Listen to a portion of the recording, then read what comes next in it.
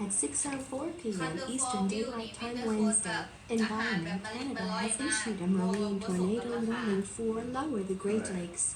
Extra care and attention should be exercised in the following marine areas: Lake Erie.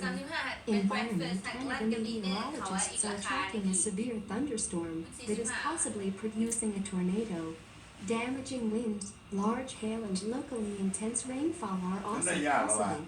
Tornadoes are often wrapped in rain and may not be visible. เดี๋ยวนี้กำลังวิเคราะห์ tornado siren ของแคนาดา No, it's alert À system. 18h04 avance de l'Est le mercredi, Environnement Canada émet une alerte sur les tornades maritimes pour le bassin inférieur du Grand Lac.